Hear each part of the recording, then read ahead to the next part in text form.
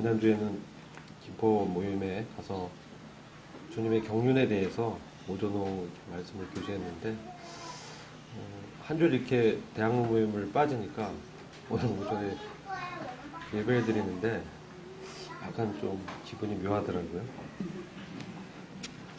아무튼 감사를 드리고요. 오늘 성도님들과 지금 교제할 내용은 우리가 잘 알고 있는 주제입니다. 근데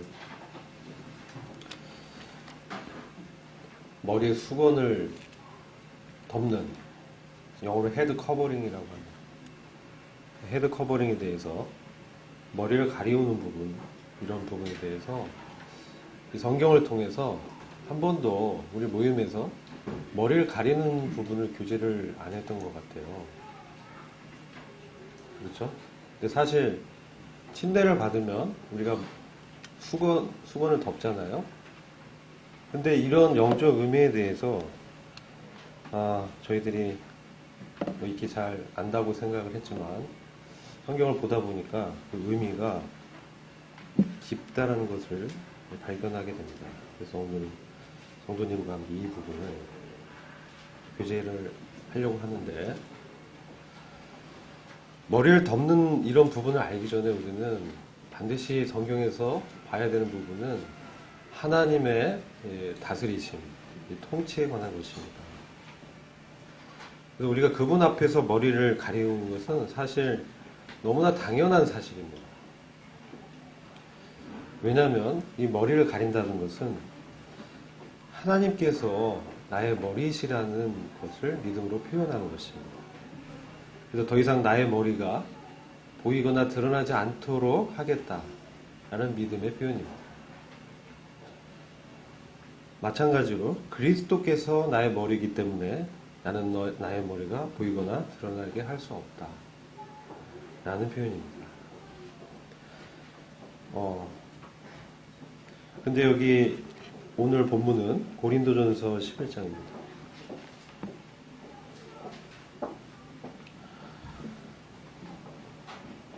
말씀 시간에 여러 지체들이 이 자리를 비우는 부분이 과연 하나님의 통치에 관한 부분이냐, 이런 부분에 대해서도 사실 부담이 있지만 하나님께 맡기도록 하겠습니다.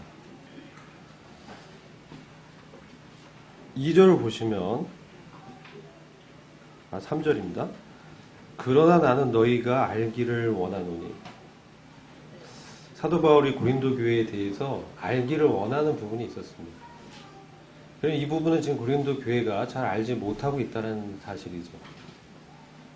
그것이 뭐냐면 각 남자의 머리는 그리스도요, 여자의 머리는 남자요, 그리스도의 머리는 하나님이시라. 여기서 주목할 것은 고린도 전서를 쭉 읽다 보면 남자와 여자란 말은 잘 안 써여 있어요. 사실 이 교회에 대한 편지인데 특별히 남자 또 여자를 언급했습니다. 10장을 보시면 형제들아 이렇게 1절에 말씀하고요. 12장 1절도 형제들아 얘기를 하고 있습니다. 기본적으로 이거는 교회에 관한 말씀인데 3절을 보면은 형제라 하지 않았어요. 형제의 머리는 그리스도요, 자매의 머리는 형제다, 그렇게 얘기하지 않고 있습니다. 그래서 이 부분은 영적인 깊이가 우리가 생각하는 것보다 훨씬 깊은 부분입니다. 이것은 그리스도 안에는 우리 위치를 말하는 것이 아닙니다. 그 부분을 잘 보셔야 됩니다.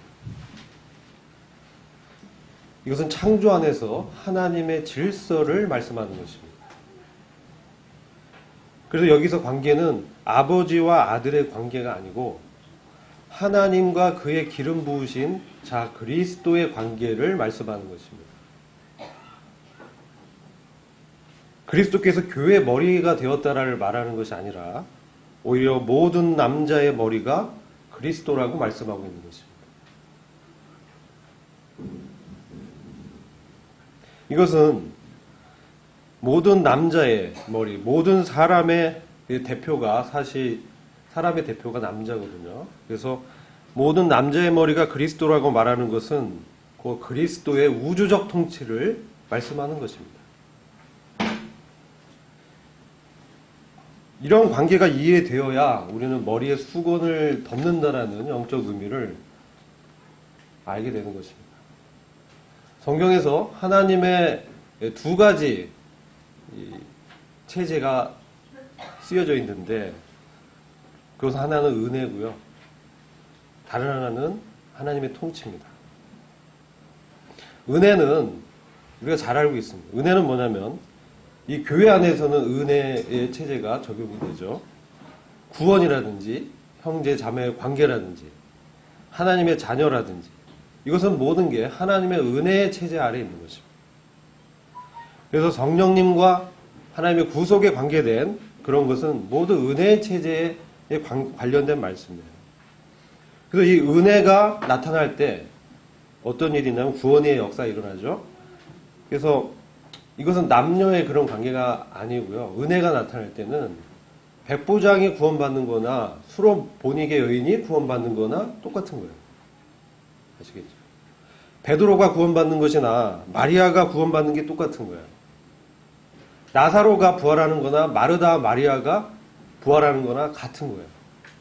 은혜 안에서는 이렇게 구원의 역사가 동등하게 나타납니다. 그러나 성경은 동일하게 하나님의 통치를 말하는 것입니다. 이것은 은혜와는 완전히 다른 하나님의 시스템이에요. 이것은 하나님의 통치는 하나님을 기쁘게 하는, 하나님께 영광을 돌리는 그런 독립된 매우 중요한 하나님의 체제입니다. 하나님께서 사람을 지으고, 그렇죠? 사람을 지으신 다음에 남자, 여자 이렇게 창조하셨잖아요. 이것은 하나님의 통치예요.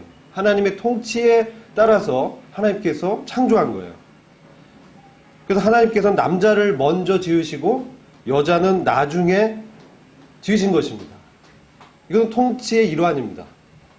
그리고 생육하고 번성하고 다스리라 이 통치권을 주시는 거죠. 이거는 은혜와 관계가 없는 거예요. 하나님의 통치 체제로 그렇게 하나님이 임명하신 거예요. 하나님이 정하신 거라는 거예요. 이게 하나님의 질서입니다. 아시겠죠? 이건 성경에 굉장히 큰 중요한 부분이기 때문에 말씀을 드립니다. 하나님은 자신을 기쁘게 하는 일을 지금도 하고 계십니다. 하나님은 그분의 주권적으로 독립적인 의지를 갖고 사람의 어떤 컨설팅을 받는 분이 아닙니다. 사람의 이해를 구하고 사람을 설득하고 그런 분이 아니라는 것입니다.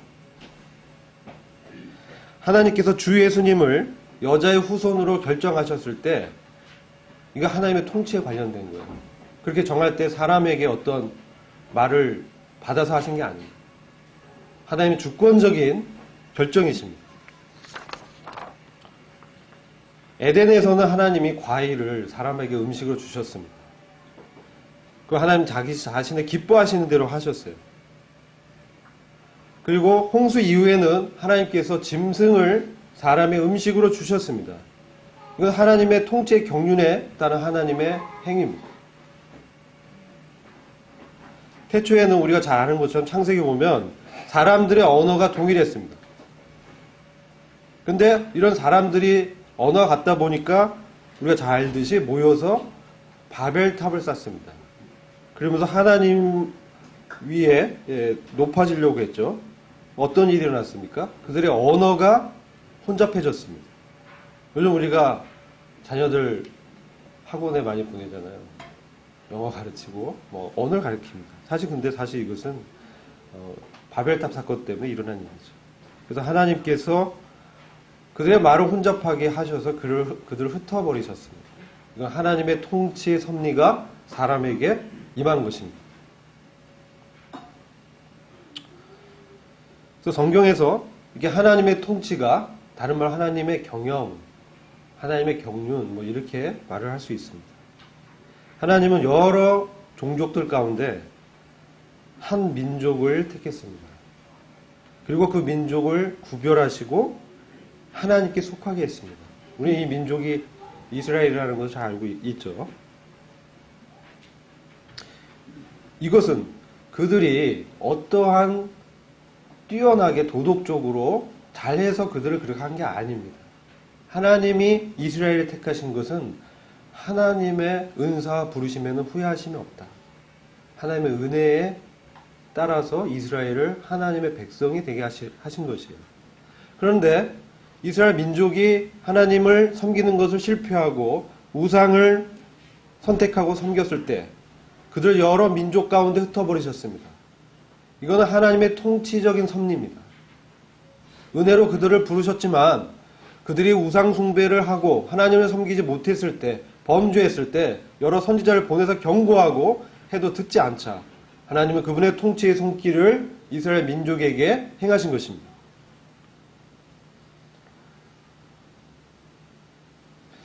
처음에 이스라엘을 보면은 우리가 사사기 보면 이 사사 시대도 있었습니다. 사사들은 하나님의 선택한 지도자들이었죠. 그들은 이제 민족의 한 부류였지만 아직까지 그때까지만 해도 그들은 이스라엘 왕국은 아니었습니다. 언제 왕국이 됐냐? 사무엘 시대 때 왕을 요구했습니다.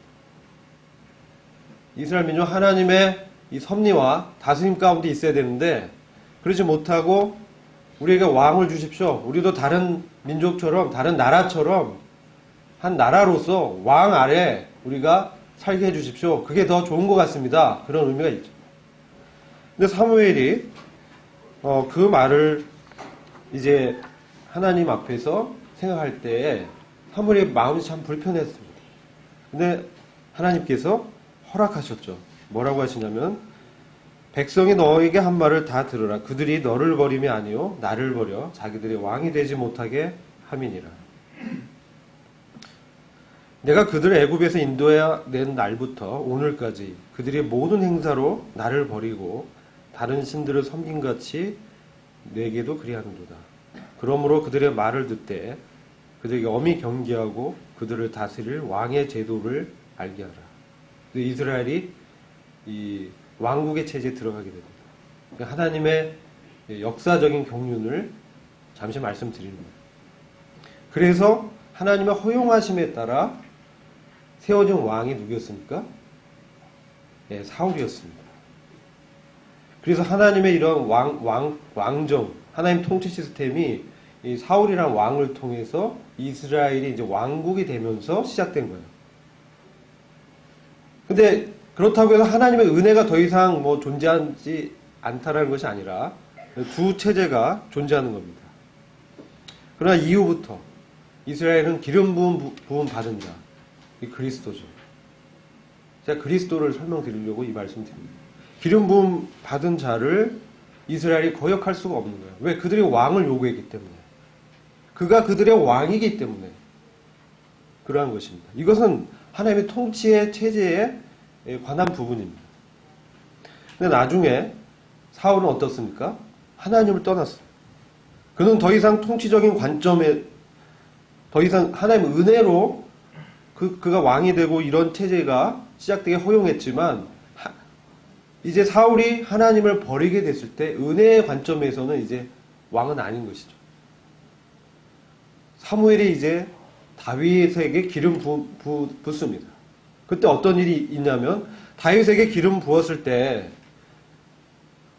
하나님의 성령이 다윗에게 임했습니다. 반면에 사울에게는 악신이 임했습니다. 하나님의 영이 더 이상 사울에게 있지 않았습니다. 근데 여전히 사울은 왕이었습니다. 이건 하나님의 통치체제가 아직 변화가 있지 않았기 때문에 그런 것이죠. 그래서 다윗이 하나님이 세운 기름 부은 그리스도, 이 그리스도란 말이 기름 부음 받은 자거든요. 하나님이 기름 부으신 이 권위를 내가 어떻게 할 수 없다. 그래서 다윗에게 2번이나 사울을 제거할 기회가 있었는데 할 수 없었던 거예요. 다윗은 하나님의 통치를 알기 때문에. 그래서 하나님이 직접 사울을 전쟁에서 죽게 하십니다. 그러나 이러한 은혜와 통치의 시스템은 주님이 이 땅에 오실 때까지 계속 이렇게 진행되어 오고 있습니다. 근데 이스라엘 역사를 보면 제사장, 선지자 제도 이건 은혜에 관계된 거지. 근데 뭐 왕, 뭐 관원, 지도자 이런 것은 하나님의 통치적인 측면이죠. 주님이 지상에 오셔서 우리를 위해서 구주가 되신 것. 이것은 하나님의 은혜의 관점에서 그렇게 하신 것입니다. 죄로부터 사람들을 구원하시는 하나님의 은혜의 이 섭리가 나타난 것입니다. 반면에 하나님이 그를 보내셔서 하나님이 그리스도는 뭐예요? 기름 부음 받은 자로 하나님의 보내신 자. 하나님이 보내셔서 하나님이 그 그리스도 통해서 자신의 권위를 세우고 왕국을 세우시는 것. 그 땅을 다스리게 하는 것은 하나님의 통치에 관계된 거예요. 그러나 인간은 어떻게 했습니까? 그리스도를 대적했잖아요. 십자가에 못 박아 죽이고 말았습니다. 또 여전히 하나님의 이러한 두 가지 이 시스템은 역사하고 있어요. 근데 우리가 분명히 알아야 되는 것은 하나님의 그 역사는 하나님의 은혜가 통치를 바꾸지 못합니다. 아시겠죠? 하나님의 은혜는 통치 체제를 사실 완성하기 위해서 함께 있는 거예요. 근데 우리는 이것을 잘 모르고 있는 것 같습니다. 하나님은 우리 삶 가운데 은혜를 주시지만 하나님의 통치를 훼손하면서까지 하시지는 않아요. 그 부분을 우리는 잘 알아야 됩니다. 하나님은 사람들로부터 예배와 경배를 받으시고 존중받기를 원하십니다. 우리가 하나님의 이러한 통치를 잘 모른다면 우리는 세상 사람들과 같이 무법한 사람들이 될 것입니다. 무지한 사람들이 되는 거예요. 그러나 하나님은 이 교회에서 하나님의 이러한 다스림, 하나님의 통치를 보길 원하시는 거예요. 그래서 은혜는 이 통치를 완성하는 것입니다. 로마서를 보면 은혜가 의로 말미암아 왕노릇한다. 이런 말씀을 우리는 알고 있습니다. 은혜가 그리스도께서 우리에게 주신 의로 말미암아 다스림, 통치. 결국 은혜도 그리스도의 통치를 이루는 것이라는 거죠. 하나님의 저항할 수 없는 은혜 앞에 우리가 섰을 때 우리는 무릎 꿇고 하나님께 복종하게 됩니다. 그래서 은혜는 이 통치를 완성하는 하나님의 이 사랑의 표현이죠. 그러나 그 목적은 하나님께 순종케 하는 것을 보게 됩니다. 그래서 우리는 이러한 하나님의 통치를 은혜 안에서 발견하는 게 매우 중요합니다. 그래서 진리는 하나님의 은혜를 보여주지만 결코 하나님의 다스림을 바꾸진 않는다는 것. 이것을 우리는 놓쳐서는 안 됩니다. 은혜가 왜 오게 됐습니까? 인간의 불순종과 반역 때문에 하나님의 은혜를 더하신 것입니다. 그리고 우리를 반역하는 우리를 구원하고 회복시키는 하나님의 목적이 있는 것이죠. 그래서 하나님의 통치에 순종하도록 하기 위해서 나타나는 거예요. 그러니까 하나님의 은혜를 아는 사람이 불순종한다. 하나님의 은혜를 잘 모르는 것입니다. 하나님의 은혜를 알면 알수록 내가 얼마나 큰 하나님 앞에서 죄인인가, 용도 받을 수 없는 그러한 무능력한 자인가, 그것을 계속 보게 됩니다. 하나님의 사랑이 얼마나 놀라운가, 그것을 보게 됐을 때 하나님 앞에 자연스럽게 일어나는 게 경배입니다. 엎드리게 되고 머리를 가리고 두 손과 두 발을 가리게 되고 겸허해지는 것이죠. 내가 이렇게 일을 할 수 있는 것은 바울이 그렇게 얘기했어요. 하나님의 은혜 때문이다. 바울이 얼마나 많은 하나님의 일을 누구보다도 많이 했는데 그게 하나님의 은혜 때문이라고 고백하지 않습니까? 이런 것들을 이제 우리가 이해를 해야 됩니다. 이런 하나님의 통치의 사례가 성경에 나타난 것이 아담을 보게 됩니다. 아담은 에덴에 있었죠. 에덴은 즐거움이라는 뜻입니다. 아담이 에덴에서 즐거움을 누렸습니다. 근데 아담이 범죄합니다. 잘 아는 사건이죠. 은혜의 원리에서 아담에게 가죽옷이 주어지고 여자의 후손 대신 그리스도가 예수 그리스도의 약속이 주어졌습니다. 근데 그렇다면 하나님의 은혜의 원리만 있다면 아담은 에덴에 그냥 계속 있어야죠. 그렇지 못했습니다. 어떻게 됐습니까? 아담은 그 하와와 함께 낙원에서 쫓겨나고 땅은 저주를 받았고 수고와 애씀을 통해서 땅의 소산을 얻어야 되고 여자가 어떻게 됐습니까? 해산의 수고를 하게 되고 고통을 당하게 되는 거죠. 그리고 남자의 권위 아래 있게 되는 것입니다. 그리고 이렇게 에덴에서 쫓아냈을 뿐만 아니라 생명나무를 따먹지 못하도록 하나님은 어떻게 했습니까? 화영검을 둘러서 못 들어오게 했습니다. 이게 하나님의 통치입니다. 아시겠죠? 이스라엘 민족이 어땠습니까? 이스라엘 민족은 가데스 바나에서 하나님의 그런 구원의 원대한 계획을 믿지 않았어. 불순종하니까 하나님 어떻게 하셨습니까? 그들을 다 하나님이 심판하시려고 했습니다. 근데 모세가 중보합니다. 하나님께서 그렇게 하신다면은 이방 민족이 하나님 어떻게 생각하시겠습니까? 그러니까 모세의 중보를 듣고 그들을 심판하지 않고 용서하시죠.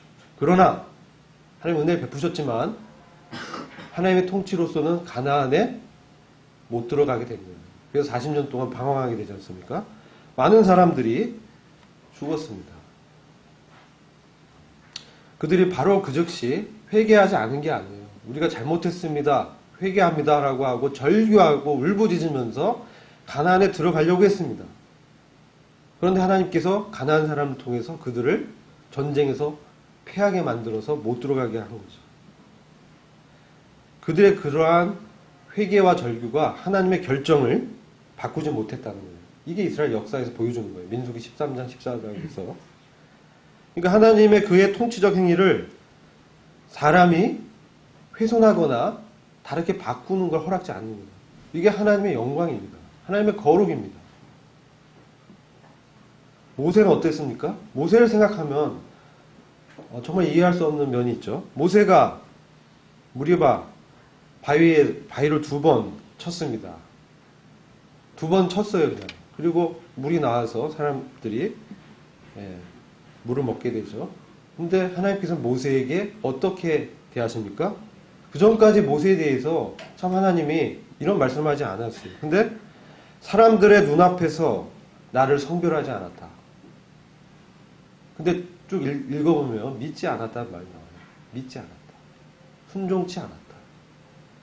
그 결과 모세는 단 한 번의 실수인데 가나안에 들어가지 못했습니다. 그러니까 지금 120년을 지금 이러한 역사를 이루기 위해서 그의 평생을 하나님 앞에서 따라왔던 자였는데 못 들어가게 되죠. 그러나 하나님께서는 그에게 은혜를 베푸십니다. 그에게 긍휼을 베푸시고 비스가 꼭대기에 데리고 가서 가나안 땅의 지경을 다 보게 해주십니다. 쫙 이게 너가 들어갔어야 될 땅이지 쫙 보여줍니다. 모세가 그걸 보죠. 그러나 모세는 결국 못 들어가요. 이런 지경을 보여준 것은 하나님의 은혜입니다. 그러나 못 들어간 것은 하나님의 통치입니다. 두 개가 다 같이 가는 거예요. 다윗은 어땠습니까? 다윗은 범죄 후 밧세바를 간음했죠. 그리고 차도 살인을 했습니다. 부하의 손을 빌어서 요압 손을 빌어서 충성된 우리아를 정말 비참하게 전쟁터에 가장 극심한 곳에 가서 우리아만 두고 뒤로 빠져라. 맞아 죽으라는 거죠. 하나님께서 그를 용서하셨어요. 왜? 하나님의 은혜가 긍휼이 풍성하시기 때문에. 근데 하나님은 특별하게 그 사건 이후에도 다윗과 특별한 교제를 허락합니다. 시편을 통해서 보면 그의 고백과 그의 회개하는 것들을 보게 됩니다. 그러나 그의 가계에서 검이 떠나지 않았어요. 하나님의 통치입니다. 그래서 이런 하나님의 통치에 대해서 하나님이 원하시는 것은 복종이라는 거예요. 이것을 우리는 봐야 돼요. 그래서 은혜와 통치가 분리가 되어 있지만 같이 이게 나타납니다. 그래서 우리가 겸손해지고 하나님의 은혜를 알면 알수록 하나님께 더 복종하고 더 겸손해지고 순종하게 되는 거예요. 그래서 우리가 은혜 아래 있다고 해서 하나님의 통치 밖에 있다라고 생각하면 안 됩니다.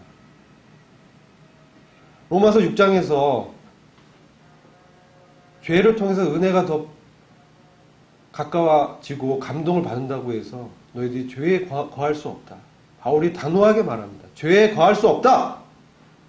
죄의 지배 아래 있을 수 없다. 이런 말씀하잖아요. 그래서 하나님의 은혜는 결코 이런 하나님의 통치를 바꿀 수 없고 오히려 사람들로 하여금 하나님의 통치에 순종하게 하는 것을 봐야 됩니다. 은혜가 우리에게 힘을 줍니다. 그래서 하나님의 통치에 순종하게 하는 것. 그러나 우리를 반역하거나 하나님의 통치를 무시하게 하는 건 아니라는 거예요. 그 두 가지 체제는 보완의 관계에 있습니다. 그래서 하나님의 은혜를 진실로 아는 사람은 하나님의 통치를 무시하지 않습니다. 하나님의 질서를 무시하지 않습니다. 함부로 행할 수 없는 것입니다. 그게 머리에 수건을 덮는 것이에요. 머리에 수건을 덮는다는 것은 내가 하나님의 통치에 속해 있습니다. 라는 믿음의 표현입니다. 하나님의 통치를 알지 못하는 세상 사람들에게 머리에 수건 쓰세요. 아무리 얘기해도 듣지 않습니다. 그래서 지금 교회에게 이런 사실을 말씀하는 거예요. 너희에게 알려주겠다고 하면서 바울을 통해서. 그래서 하나님의 통치를 이러한 말씀의 계시 안에서 본 사람들이 머리를 덮는 것의 의미를 분명하게 이해할 수 있는 것입니다.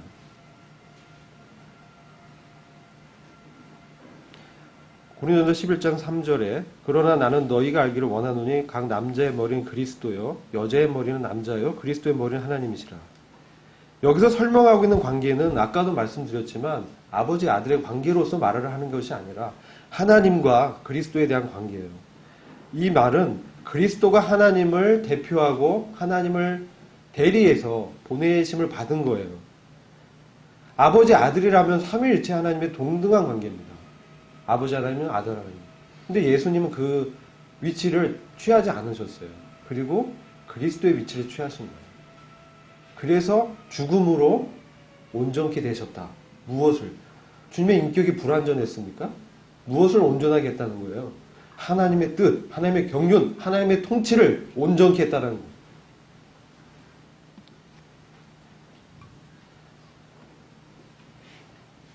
그래서 이 하나님께서 보내신 그리스도는 하나님의 질서와 관계되는 부분입니다. 즉 하나님의 통치와 관계된 것입니다.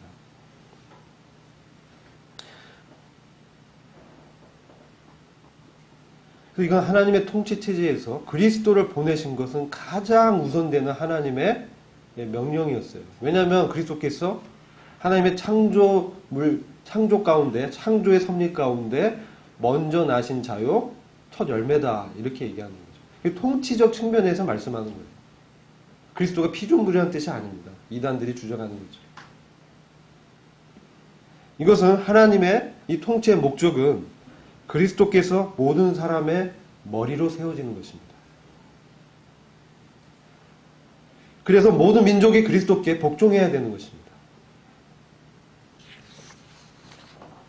그래서 지금 그리스도가 모든 남자의 머리이다라고 고린도전서 11장 3절에서 말씀하는 거예요. 이 말은 무슨 뜻이냐? 모든 남자는 그리스도께 복종해야 한다. 그 뜻이에요. 이게 하나님 통치에 있어서 제1 원리입니다. 모든 남자의 머리 되시는 그리스도는 이런 통치와 관계에 있는 거예요.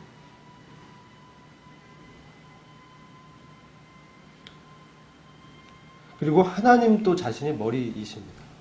하나님이 사실 머리신데 그리스도를 대리인으로 보내서 그리스도를 통해서 하나님의 머리 되심을 이렇게 보여주는 거예요. 마찬가지로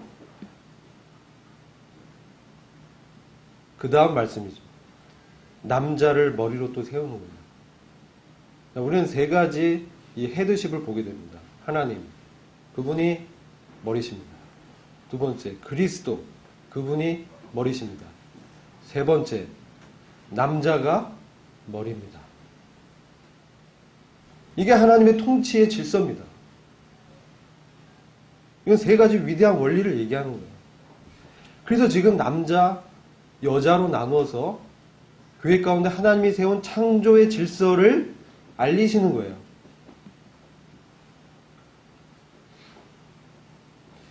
이게 뭐 남자가 여자보다 뛰어나고 뭐 이런 얘기가 아니고요. 하나님이 그렇게 정하셨다는 겁니다. 그렇게 임명하시고 지정하셨다. 이게 내가 정한 하나님의 창조의 질서다. 그리고 나의 명령이다. 그리스도는 하나님의 그 명령에 온전히 순종하셨잖아요. 그래서 사람들에게 바로 그리스도 그분께 온전히 순종할 것을 보여주는 겁니다. 빌립보서 2장에서 정확하게 설명이 됩니다. 예수 그리스도께서 분명하게 아들 하나님으로 하나님과 동등된 분이시지만 하나님의 통치를 완성하기 위해서 스스로 낮아지시고 겸손해지어서 사람이 되었다는 거죠. 요한복음에서도 5장 19절 보면 그러므로 그리스도께서 저희에게 이르시되 내가 진실로 진실로 너희에게 이르노니 아들이 아버지의 하시는 일을 보지 않고는 아무것도 스스로 할 수 없나니 아버지께서 행하시는 그것을 아들도 그같이 행하느니라. 은혜 아래서 아버지와 아들의 관계지만 아들 하나님인 예수 그리스도는 하나님의 통치의 측면에서 아버지가 보여주시고 아버지께서 행하라고 명령하는 것만 행한다는 말씀이에요. 은혜를 아는 사람들의 삶이 어떻게 된다는 것을 말씀하는 것이죠. 요한복음 6장 38절 39절 보시면 내가 하늘로서 내려온 것은 내 뜻을 행하려 함이 아니요 나를 보내신 이의 뜻을 행하려 함이니라. 이렇게 말씀하셨고 요한복음 8장 26절에도 내가 너희를 대하여 말하고 판단할 것이 많으나 나를 보내신 이가 참되심에 내가 그에게 들은 그것을 세상에게 말하노라. 아버지께 들은 것을 말하는 거예요. 우리 주님이 자기 자의로 말한 것이 아닙니다. 오직 아버지께서 가르치신 대로 말하는 것입니다. 그것은 그리스도께서 하나님의 통치 아래에서 그분의 자리를 차지하고 있다는 거죠. 하나님 뜻에 순종합니다. 그리스도로서의 자리를 취하신 것입니다. 언젠가 그날은 주님이 오시는 날이 될 것입니다. 그리스도께서 그러니까 주님이 재림하신 그날에 그리스도께서 모든 사람들의 머리라는 사실을 보게 될 것입니다. 지금은 주님께서 한 명의 영혼이라도 더 구원받게 하기 위해서 기다리고 계십니다. 기회를 주는 거죠. 지금은 은혜 받을 만한 때요, 구원의 날이다.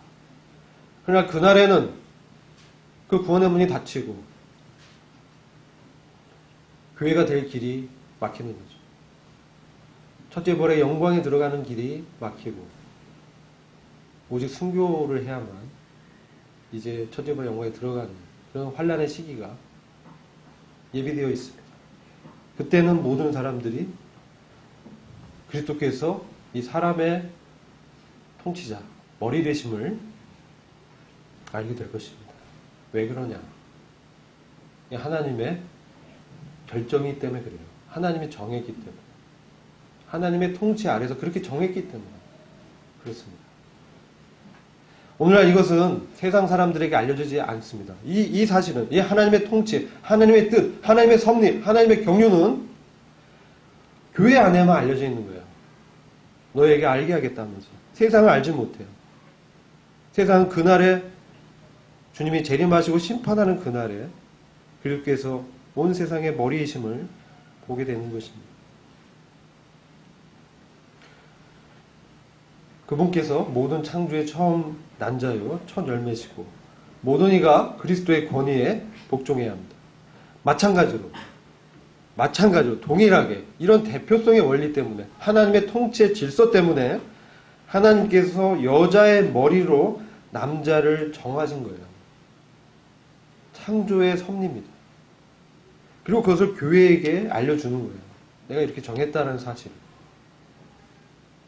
그리고 오늘날 교회만이 이 사실을 알고 있어요. 요즘 세상 어떻습니까? 남녀 평등 그러잖아요. 그거는 하나님의 통치와 관계없는 얘기입니다. 그다음 뭘 주장합니까? 그게 사람의 어떤 자유와 권리를 보호해 준다고 생각합니다. 이게 어디서 나왔는지를 우리는 잘 생각해 봐요. 성평등 사상. 하나님의 이 창조 질서에 대한 도전입니다. 배도입니다. 그런데 많은 나라가 그렇게 하고 있어요. 우리나라도 예외가 아니에요.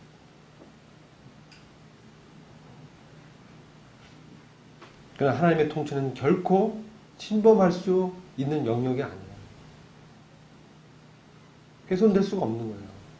그런데 사람들이 그거를 훼손하고 있습니다. 심지어 자기의 성을 바꿉니다. 희한한 일들이 남자가 여자가 되고 여자가 남자가 되고 이런 해교의 망측한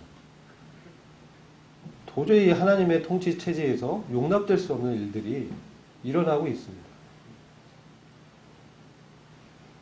여러분 동성애자를 우리가 사랑해야 되죠. 로마서 1장에 보면 왜 그들이 동성애를 취하게 되느냐.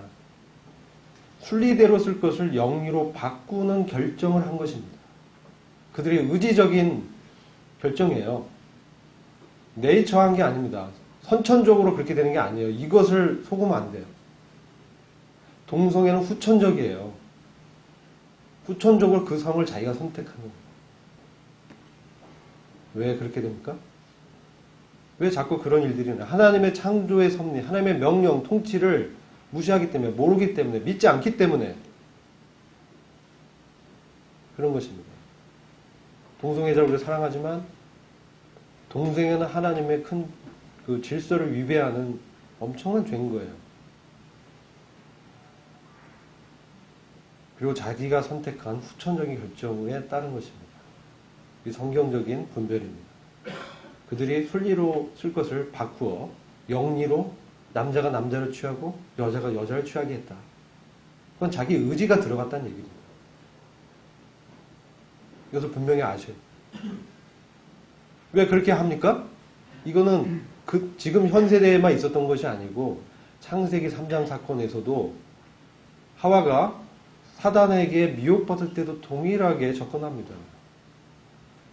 정말 하나님이 그 열매를 따먹지 말라고 했니? 정말 그랬니? 뭔가 좀 이상하지 않니? 뭔가 좀 허전하고 뭐가 있는 것 같지 않아? 하나님이 왜 먹지 말라고 했을까? 하나님처럼 되기 때문에 그러는 거야. 뭔가 너희 뭐 허하는 걸 좀 달래봐야 되지 않아? 동성애자들 뭔가 마음이 허해요. 뭔가 남자한테 차별받는 것 같아요. 마음이 허하고 외롭고 뭔가 좀 마음을 채울 게 필요합니다. 마음에 구멍이 나 있거든요. 마음에 사람들은 죄를 지으면 이 구멍이 뚫립니다. 근데 그 구멍을 채우려고 그런 일들을 죄를 짓는 거예요.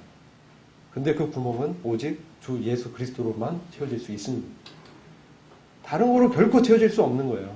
사단은 그것을 노리고 그것을 미혹하고 외로움을 조장해서 뭔가 사랑받기를 원한다고 하는 그 달콤한 속삭임에 사람들을 죄로 끌고 갑니다. 범죄하게 합니다. 미혹합니다.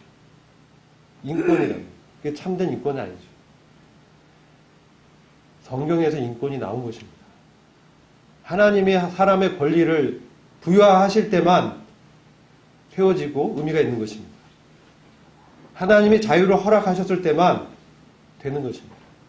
참된 인권, 참된 자유, 참된 평화, 예수 그리스도 안에만 있는 것입니다. 다른 데 없는 것입니다. 남녀평등, 동성애, 하나님의 통치의 관점에서 결코 허락되어서는 안 되는 것입니다. 이 세상에서 이 교회만이 이 사실을, 이 간증을 유지할 수 있는 거예요. 이 다른 어떤 공동체도 이러한 하나님의 통치에 대한 간증을 보여줄 수 없는 것입니다.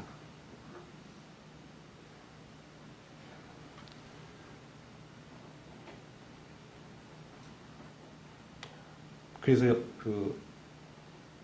원래 여자들은 머리를 덮어야 되는데 세상의 여자들이 무법하고 무지하기 때문에 그들을 불쌍히 여기지만 하나님의 창조의 섭리를 모르기 때문에, 믿지 않기 때문에, 하나님을 주님으로 영접지 않기 때문에 오직 교회 안에 자매님들은 책임이 있는 것입니다. 머리를 가리는. 자매님들한테 지금 11장이 말씀하고 있어요. 여자는, 교회 안에서 여자는 자매들이잖아요. 창조의 섭리는 이런데 이것을 자매들이 머리를 덮어서 누구한테 보여줘요? 천사들에게 권세 아래에 있는 표를 보여줘야 된다는 거예요.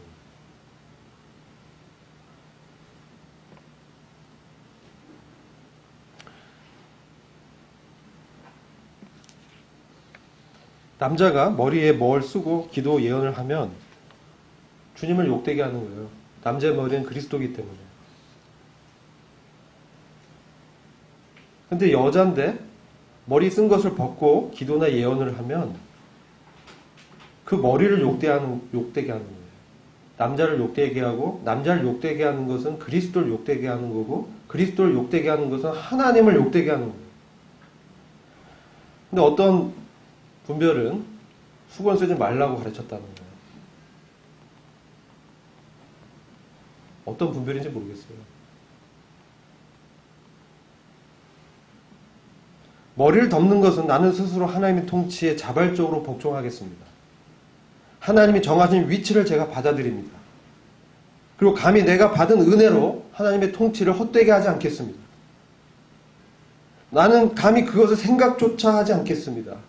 반대로 저는 하나님의 통치를, 하나님의 다스림을, 하나님의 주권을 내 삶에 전적으로 수용하겠습니다. 이런 의미예요. 그리스도께서 그분의 머리로 하나님을 받아들인 것 같이 마찬가지로 모든 남자는 그리스도를 남자의 머리로 받아들여야 합니다.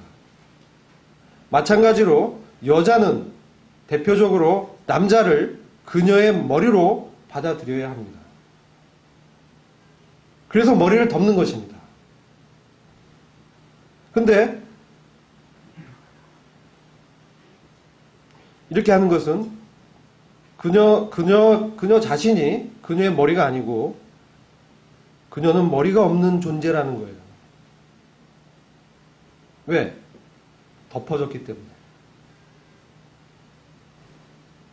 왜 그렇습니까? 왜 천사들한테 이걸 보여줘야 돼요? 이사야서 14장, 에스겔서 28장에 천사장 루시퍼가 그의 머리를 덮어야 되는데 머리를 덮지 않고 하나님과 비기려고 교만해졌습니다. 그래서 요한계시록 12장 4절 보면 그 천사장 루시퍼뿐만 아니라 하늘의 천사들 3분의 1이 그 타락에 동참했어요. 그래서 하늘에 떨어졌습니다.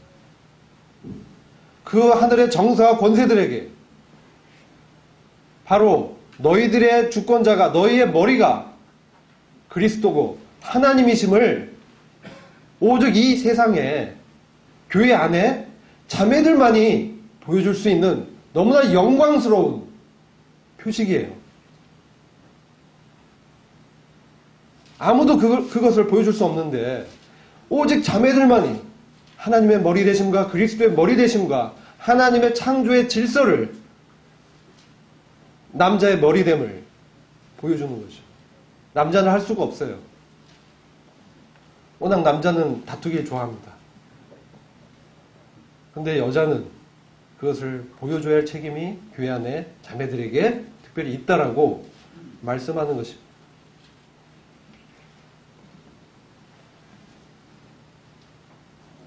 그래서 자매님들이 머리를 덮었을 때 그것은 하나님 앞에서 그리스도의 위치, 보여주는 거예요. 자매님의 머리 덮는 게 뭐 형제가 우두머리야 그런 게 아니고요. 그리스도께서 하나님 앞에서 순종하시고 하나님의 머리 되심을 천사들에게 보여주기 위한 것입니다. 그리고 더불어 저희도 보게 되는 거죠. 그리고 동시에 그리스도 앞에서 남자의 머리가 그리스도라는 것을 자매님들이 보여주는 거예요. 이런 특권이 자매님들에게 있는 것입니다. 그래서 자매님들은 자신만을 위해서 머리를 덮는 게 절대 아닙니다. 바로 이러한 영적 의미를 선포하는 거예요. 천사들이 보고 있습니다. 악한 그 천사들, 좋은 천사들 다 보고 있는 거예요. 교회에서 예식할 때 머리 덮는 것을 보고 있는 것입니다. 그들에게 그리스도의 왕 되심과 하나님의 그 주권을, 그 하나님의 창조 질서가 남자가 머리라는 사실을 보여주는 거예요. 이 얘기는 하나님의 그 절대적인 정하심과 섭리를 인정하고 받아들이고 순종하겠습니다. 근데 여자로서의 지위뿐만 아니라 남자를 대표하는 거라니까요. 남자를 대신해서 하는 거예요. 자매들이. 형제들은 이렇게 명령하지 않으셨기 때문에. 그리고 그것은 그리스도를 또 대표해서 하는 행위에 포함되는 겁니다.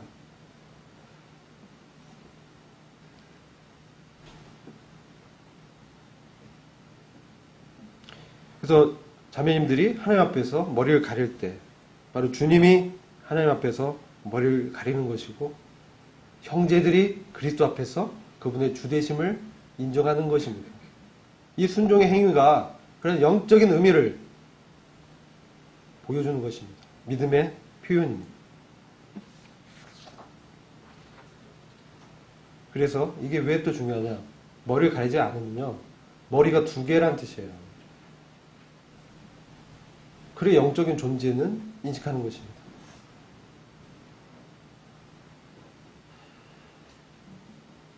하나의 머리가 덮어지지 않으면 두 머리가 존재하는 것입니다. 그런데 하나님의 통치는 헤더십을 두 개 인정하지 않습니다. 하나님의 질서로 그렇게 정하신 거예요. 어떻게 할 수 없는 거예요. 하나님의 통치 체제입니다.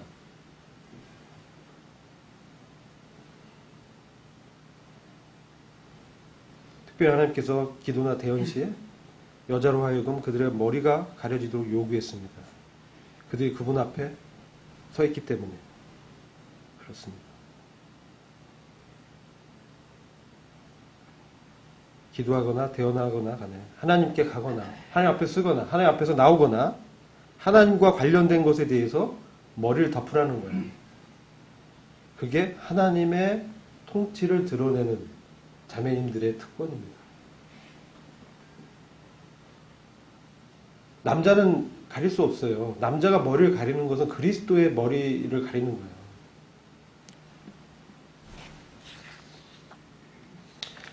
거예요. 그래서 고린도전서 11장 6절 보면 만일 여자가 머리에 쓰지 않거든 깎을 것이요 만일 깎거나 미는 것이 여자에게 부끄러움이 되거든 쓸지니라. 남자는 하나님의 형상과 영광이니 그 머리에 마땅히 쓰지 않거니와 여자는 남자의 영광입니다. 남자의 영광은 여자입니다. 남자가 여자에게서 난 것이 아니요 여자가 남자에게 났으며 또 남자가 여자를 위하여 지음을 받지 아니하고 여자가 남자를 위하여 지음을 받은 것입니다. 하나님이 이렇게 정하신 거예요. 그래서 왜 날 이렇게 여자로 태어나게 했어요? 이렇게 말하시면 안 돼요. 하나님의 통치에 관련된 것입니다. 하나님이 그렇게 하셨습니다. 단지 뭐 남자 뛰어난 게 아니라 하나님의 창조시 질서에 따라 여자는 남자에게 복종하는 위치에 있는 것입니다. 그래서 그것을 통해서 천사들을 교훈하고 그리스도의 머리 되심을 나타내고 남자로 하여금 그것을 보고 인정하게 하는 것입니다.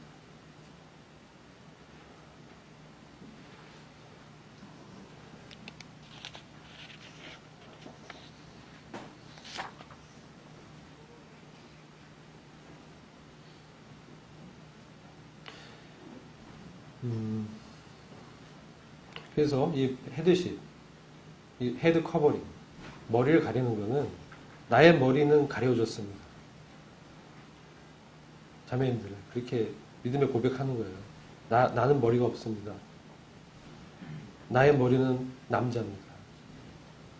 남자를 머리로 받아들인다는 의미는 나는 그리스도를 머리로 그리고 하나님을 머리로 받아들인다는 뜻입니다.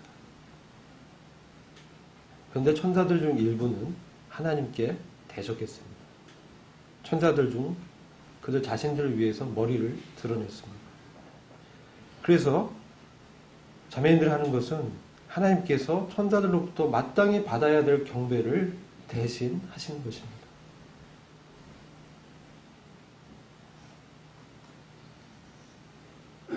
그래서 교회 내에서 많은 자매들이 자매에게 주어진 자리에서 그들의 머리를 덮는 것을 배우면 단지 이 쓰는 행위뿐만 아니라 그 영적인 의미를 배우고 순종하게 되면 그들은 공중의 천사들에게 말 없는 간증하는 것이에요.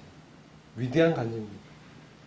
이 우주적 하나님의 통치의 질서를 그 강력한 천사들에게 보여주는 거예요. 간증하는 것입니다. 이게 하나님께서 교회에서 바라시는 겁니다. 이러한 하나님의 통치, 창조의 질서가 교회 안에서는 지켜졌으면 좋겠다. 그런 말씀하는 것입니다. 그래서 이것 때문에 자매님들은 반드시 권위 아래에 있는 이 수건을 이렇게 덮어야 되는 거예요. 근데 어떤 분들이 11장 15절 말씀을 이상하게 해석해서 만일 여자가 긴 머리가 있으면 자기에게 영광이 되느니 긴 머리는 쓰는 것을 대신하여 주신 영광이다. 이 해석이 잘못됐습니다. 바른 해석은 쓰는 것을 위해서 긴 머리를 주신 겁니다. 쓰는 것을 위해서. 자, 이게 왜 이렇게 해석해야 되냐면 5절을 보세요. 11장 5절 보면 무릇 여자로서 머리에 쓴 것을 벗고 기도나 예언을 하는 자는 머리를 욕되게 하는 것이니 머리를 민 것과 다름이 없습니다. 머리를 민 것과 다름이 없습니다. 그러니까 머리에 쓴 것을 벗고 머리에 뭔가 다른 것을 쓰는 거예요. 이 머리카락을 얘기하는 게 아니에요. 그걸 벗으면 이 머리카락을 밀어버리라는 거예요. 그러니까 이것은 당연히 이 머리 자체가 쓰는 것을 대신한다는 얘기가 아니고 쓰는 것을 위한다는 해석이 더 문맥에 맞는 해석입니다. 아시겠죠? 어떤 모임에서 이상하게 해석해서 머리에 쓰는 것을 벗고 있다는 소문이 있습니다. 가서 보진 못합니다. 뭐예요? 하나님의 창조의 질서를 침범하는 것이죠. 하나님의 이런 교회에 대해 뭐라고 얘기하고 있냐면 제가 그 말씀을만 하고 마치도록 하는데요. 16절, 11장 16절. 논쟁하려는 생각을 가진 자가 있을지라도. 우리 논쟁 안 합니다. 너무나 명백하기 때문에. 그러니까 그런 생각을 가진 어떤 분별을 가진 사람들이 있다면 사도 바울은 이렇게 말합니다. 우리에게나 하나님의 모든 교회에는 이런 관계가 없느니라. 우리에게나 사도들에게나 하나님의 교회에 이런 예가 없다. 머리 쓰지 않는 예가 없다라는 얘기죠. 이것은 논쟁과 타협의 여지가 없다. 너무나 분명하다. 라는 말씀입니다. 그리고 17절 보면 내가 명하는 이 일에 너희를 칭찬하지 아니하나니 이는 저희의 모임이 유익이 못되고 도리어 해로움이라. 이러면서 모이는 거는 해로움이 된다는 거예요. 얼마나 하나님의 엄의한 경고의 말씀입니까? 세상의 종교의 체제를 받아들여서 마치 그것이 전도를 위해서 하나님의 창조 질서를 무엇을 전도합니까? 전도, 도를 전하다. 예수 그리스도를 전하다. 예수께서 길이요 진리요 생명임을 전하다. 근데 그 예수님은 머리를 덮으셨는데요. 인간의 인본주의 이런 것들이 하나님의 통치를 은혜가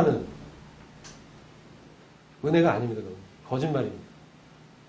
방자에서 하나님의 통치를 훼손해서는 안 됩니다. 너무나 중요한 영적 질서입니다. 우리가 이것에 따라 하나님 앞에서 상을 받게 될 겁니다. 이와 관련돼서 디모데전서 2장 11절에 이렇게 잘 아시는 말씀이에요. 여자는 1절 순종함으로 조용히 배우라. 여자의 가르치는 것과 남자를 주관하는 것을 허락지 아니하느니 오직 조용할지니라. 자, 이것도 여자 남자 하잖아요. 하나님의 통치 질서를 얘기하는 거예요. 아시겠죠? 하나님이 그런 질서 안에 두셨다. 아담이 먼저 지음을 받고 하와가 나중이며 아담이 꾀임을 보지 아니하고 여자가 꾀임을 봐 죄에 빠졌습니다. 그러나 만일 여자들이 정절로서 디모데전서 2장 15절 믿음과 사랑과 거룩함에 과하면 그 해산함으로 구원을 얻으리라. 여자에게 주어진 양육과 믿음, 사랑, 거룩함에 거한다면 믿음으로 정절로 그 해산함으로 구원을 얻으리라. 하나님이 이 책임에 대해서 지킨 것을 보시고 큰 구원의 날에 보상을 하시겠다는 자매입니다. 얼마나 놀라운 약속입니까? 이 세상에 살면서 저도 아내가 있고 그렇지만 이 형제라고 해서 하나님의 질서를 위배할 수 없습니다. 자매도 마찬가지고. 근데 이 큰 구원을 얻으리라. 이 구원의 보상이 단순히 지옥 안 가는 그게 아니고요. 하늘의 큰 상이 있다는 것입니다. 더 인내하고 절제하고 지키는 자에게 하나님의 보상이 더 클 것입니다. 하나님의 인정이 이 땅에 잠시 잠깐 동안에 드러나고 주장하고 자기 자리를 벗어나고 하는 것보다 훨씬 값지고 영원한 것입니다. 영원한 가치, 진리에 인생을 걸고 같이 함께 이 길을 가기를 원하는 것입니다. 기도하고 마치겠습니다. 주님 감사합니다. 오늘 참 교회 가운데